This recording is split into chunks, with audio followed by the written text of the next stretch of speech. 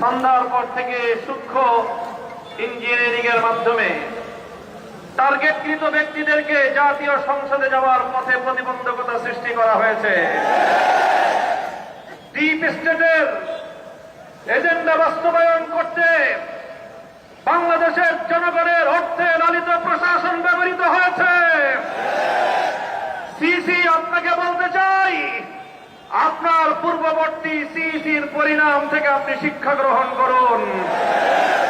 আমরা যে আপত্তি জানিয়েছি, সঠিক তদন্তের মাধ্যমে জনগণের ব্যালটের অধিকার যদি ফিরিয়ে না দেন, বাংলার মানুষ জোর করে তাদের অধিকার কেড়ে নেবে ইনশাআল্লাহ। আপনাদের এই প্রহসনের প্রতিবাদ করার পর গোটা বাংলাদেশ জুড়ে আমাদের 11 দলীয় নির্বাচনী ঐক্যের নেতা কর্মী সমর্থকদের উপর যেই পৈশাচিকতা চালানো হচ্ছে, আমাদের বোনদেরকে ধর্ষণ করা হয়েছে, আমাদের মা বোনদের শ্লীলতাহানি শুধু নয়, তাদেরকে শারীরিকভাবে লাঞ্ছিত করা হয়েছে, আমাদের বাড়ি ঘরে অগ্নিসংযোগ করে বাংলাদেশে আবার নতুন করে ফ্যাসিবাদ ফিরিয়ে আনবার পায়তারা চালানো হচ্ছে।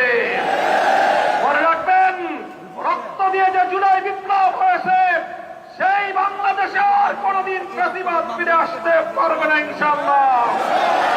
পুরনো ফ্যাসিবাদীদের সাথে সখ্যতা করে বাংলাদেশের রাজনীতিতে যদি তাদেরকে আপনারা প্রবেশ করবার সুযোগ তৈরি করে দিতে চান, যেই পথ ফ্যাসিবাদকে ফিরে আসার জন্য তৈরি করবেন, সেই পথ দিয়ে আপনাদেরকে দিল্লিতে বিতাড়িত করা হবে।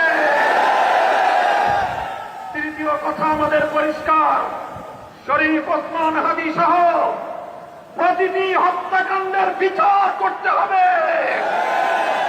জুলাই বিপ্লবের আকাঙ্ক্ষা বাস্তবায়ন করতে হবে।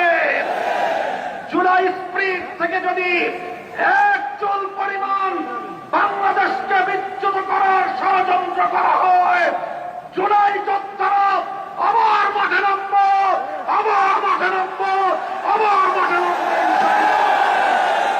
সকলকে ঐক্য এবং সংহত মজবুত করার, আগামী দিনে দেশের মানুষের হাত এবং ভোটের ন্যায্য অধিকার বাস্তবায়নের লক্ষ্যে চলমান এই সংগ্রামকে মজবুত এবং সংহত রাখার আহ্বান জানাই। নাসরুম মিনাল্লাহি ওয়া